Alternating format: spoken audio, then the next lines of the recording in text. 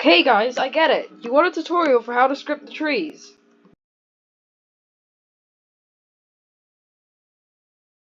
So in today's video, I'm going to show you how you can make trees that grow like this. Please note that I'm not going to show you how to make trees with special properties, like the color changing leaves of the sakura, or the birch seeds that like fly away. And I'm not going to show you how to make a machine that turns things into trees that spread and die, nothing like that. Just going to show you how to do the basic tree script. So, when I was first making these, I was trying to get the AI to do it for me because I was too lazy to actually code it myself. But since how bad it was, yeah, it couldn't do it. Once I got something good from it, I tried to like rework that and build from it, and eventually I got a good tree growing script. Yeah, I added more to it, also using the AI. But yeah, anyway, let's get into the tree growing. So, if you're going to use these scripts, please credit me by my YouTube channel or by my Roblox account, Marty the Apricot. Anyway, let's get into it. Alright, so here we are in a workspace with my original tree growing script. This one grows oak trees because that's the one I have saved. Yeah, nothing special about this. It doesn't spread or anything. It just grows oak trees. And yeah, it's because a single one, as you can see. Normally, all of this would be underground, but I'm going to show you what this does first. So this is the start of the tree. It defines where the tree starts growing. That's literally all it does. It's anchored. It doesn't need to be visible. And these are what I call the references for the tree. So here we've got the wood reference. This defines what the wood will look like. Here we've got the leaf reference. This defines what the leaves will look like. And here we've got the fruit reference. This defines what the fruit will look like. Yeah. We've also got an empty model for the grown tree. And here is our tree generator script. I labeled it oak, but I didn't do that for when I was using the tree generator and anything else really. So, first part of the script I'm going to show you is this part where we define a lot of variables. A lot. So, yeah, these are just like referencing to things mainly. Tree model, script of parent, yeah.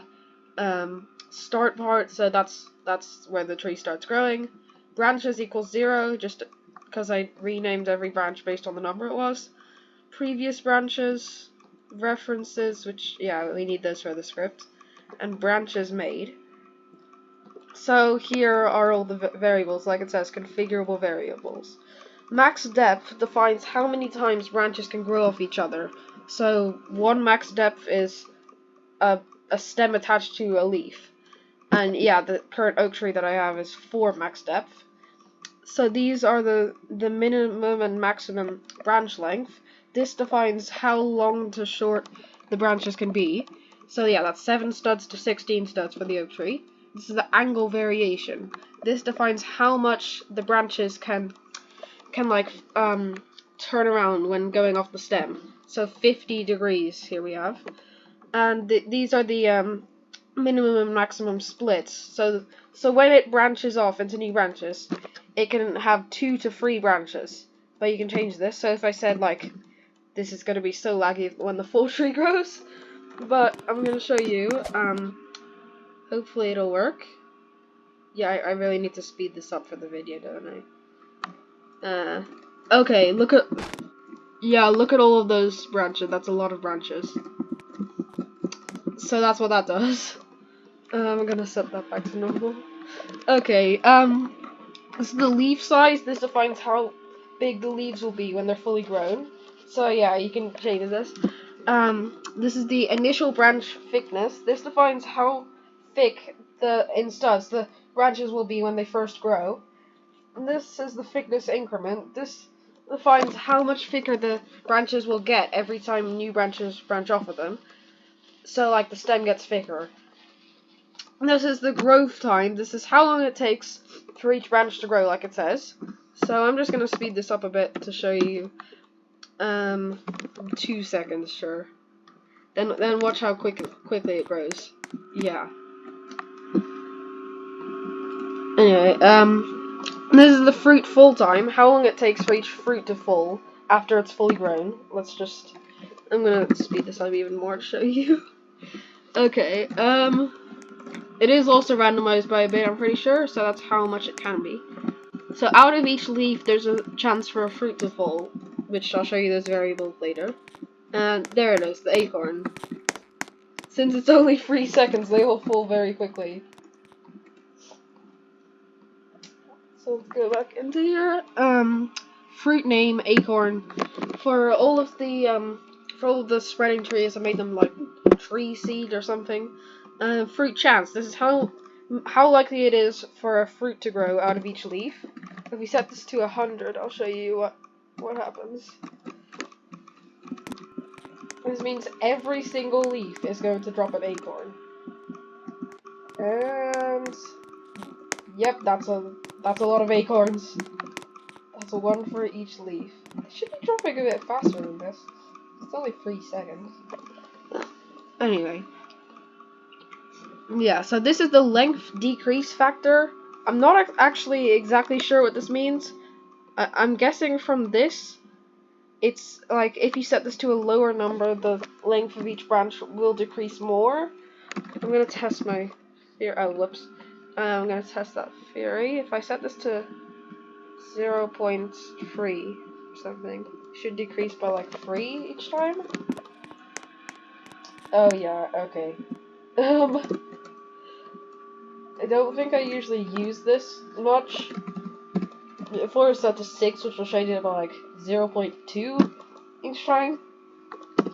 Extra depth chance. This is how likely the max depth will be added by 1 when the tree starts growing. Yeah, this is just for a bit of variation in the trees. And here we've got all of our functions that do a bunch of things. So yeah, let's get into those. This function increases the max depth, like, yeah. And here's the extra depth chance. This basically randomizes it, and if it's lower than the extra depth chance, then it will increase the max depth. So this is the first thing it does. So this is the function to unanchor a part. I don't really know why I made this. Where do I even use this function? Is it for the maybe it was like the way I made the tree to die, but didn't actually implement it. I have no idea. I don't know if that function is used anywhere. Okay, so this function grows branches as this makes them thicker over time. So this is branch and how much depth is left. So yeah, I think the last 2 layers of branches, that's where it stops getting thicker. If I change it to this, then it'll probably it might look a bit better. Let me see. Yeah, I think that actually looks better. But I'll just set it back to how it was. And this waits how long it is for the branches to grow. Of course, you can replace all of these with task.waits to make them do a little bit shorter, a bit more accurate. So this is next size. So this is how thick the branch will be compared to how thick it was. This is so it creates a tween for the branch to get thicker. So that's like a way to animate it easily. So yeah, there's just size, a bunch of stuff. Why did I?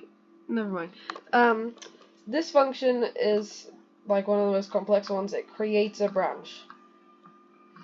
There's the creating leaves function beneath there. So yeah, there's a lot of things inputted here. Parent parts, length, angle X, angle Y, angle Z, thickness, depth. Those probably all going to be defined here. Yeah, let's see. So the branch, it starts by copying the wood reference. Then it parents it to the grown tree. Then the size is the base thickness. It starts being anchored. Yeah. I don't know why I added that. The would reference it is anchored. Right, so if it's the first branch, then I think that just pivots it to where it should be growing. And this one pivots it to like I think this pivots it to where it's supposed to be growing from the original branch. So yeah, I don't really understand this that much because I haven't checked this in a while. Yeah, so these are the angles. I don't know, you're probably just gonna have to copy this line of code and trust me that it works. This renames the branch to like have the number in it. This one sets it to the right position, I guess. Oh no, wait, no. I think that's the final position of the branch, and then this is where it starts, and then of course it adds the tween to go from the position where it starts to the position it ends up. Okay. And then it also, yeah, erodes over time. It returns branch. Okay. I would think that it would start other functions in there. Let me check something.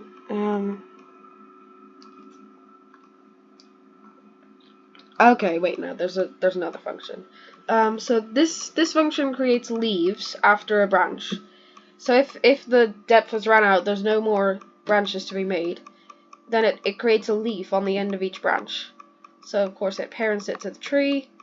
It starts out being super tiny. Of course it's anchored. The C-frame, yeah, not that complex. It just puts it where it needs to be. And yeah. So then we create a tween to animate it. Then most of this is actually just for the fruits. So local fruit. So yeah, if the chance is if it how do I explain this? If it just selects to grow a fruit within the fruit chance, then it'll do this, and yeah, it clones the fruit reference. It randomizes the size a little bit. You can change these to make it more random. It anchors the fruit. Yeah, but why did I even include all of these? So it puts it in the right position that it needs to be. Parents it to the tree, and it changes the name. And then we use task.delay to make it full after the time being randomized. Oh wow, so it does randomize up to 3 times as much. Okay. So the position I think it moves it down to make it full, I'm not sure. And then yeah, it unanchors it and parents it to the workspace. Then oh wait, this has nothing to do with the wait, what? Why did I add an extra E? What am I doing? Okay, so it adds a previous branch value to all of the branches. I think I'm not sure exactly what this seems to be doing. I guess does that add to the it adds to the leaf and to the fruit. Why is the value setting to the first branch? That's strange. Anyway, so yeah, here is probably the most important function. It generates all the branches. So yeah, let's just get into it. I think I'm assuming this stops. Yeah, stops when when it runs out of depth to use. So I'm not sure because this never seems to print. Anyway, so here are all the parameters that you saw before. The length is decreasing the. Okay, so it randomizes it and also removes a bit based on how much. Oh, so it divides it. I thought it just took it away, like subtracted. Anyway, so yeah, the angle X, angle Y, and angle Z all randomized based on the angle variation. Yeah, it's pretty simple. So when it needs to create a branch, it just inputs all of this into the create branch function.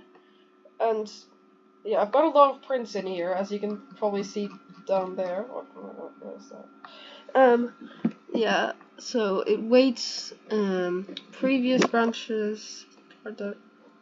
Okay, so it gets the previous branches. Parent part. Not exactly sure. Wait, which one is parent part? I'm not exactly sure. Okay. So if it's not the first branch, then for each of the feet. Okay. Yeah, so that adds the previous branches to each of them. Yeah. I guess it's making a table of all of the previous branches. So here's the branches made counter and depth. Whoopsie. I'm not exactly sure what these do because I haven't checked this in a while. This defines how many splits there'll be, and this is repeats for each of the splits. It makes new branches. And I guess I would assume it decreases the depth by 1. Okay, hashtag previous branches. So, yeah, I'm not exactly sure entirely what this does. Yeah, I think it's just the previous branches thing they saw before. This is if these are final branches, then it creates leaves. I think that part at the start was entirely useless. Wow.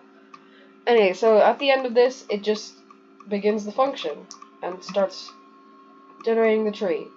Yeah, it's not very simple, and I couldn't exactly explain all of it, but yeah, that's about everything I can explain with this. Yeah. So let's just put this underground and have our working tree. Now I'm also just gonna show you how you can configure this to be a completely different tree. So let's just duplicate it. I don't know. Potato. I don't know. So then let's just let's remove oak from this. I'm not gonna add potato though. Okay, let's set the leaf reference to be beautiful. I'm just gonna make this super random yellow, and it's made out of roof shingles. How bad is this gonna look? Oh no, this is gonna look so bad.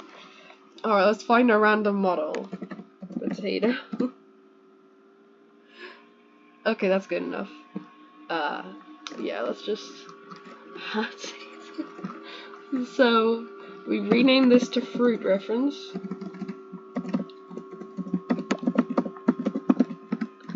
Alright, now let's add it to the references. And remove this fruit reference. And what the... Okay. Let's put it down here. It doesn't actually have to be with the other references. No, yeah, that's good. Let's modify some of these variables.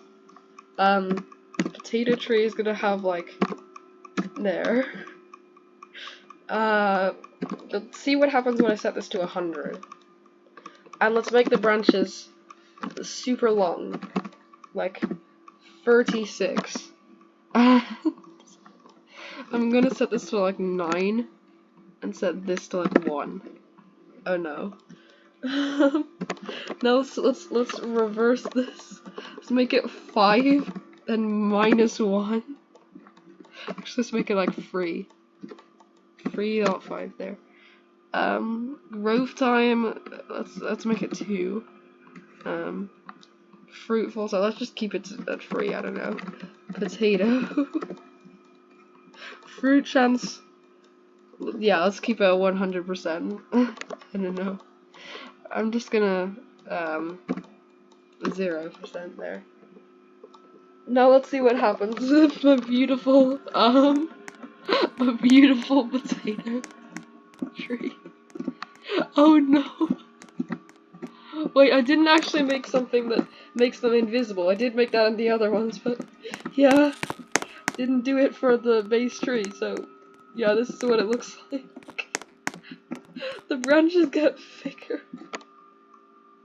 It's so broken. Okay. So yeah, that's how you can make your own tree with my tree script. Thank you for watching. I can make more tutorials on how to do the other aspect of the trees. If you all want that. Look at this beautiful potato forest. Okay. Hope you all enjoyed. Yeah, make sure to credit me if you're using these scripts. Bye.